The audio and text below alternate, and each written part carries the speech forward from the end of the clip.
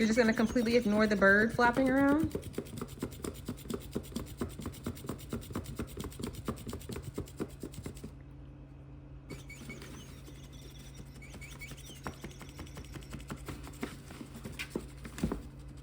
Oh wow, Ellis.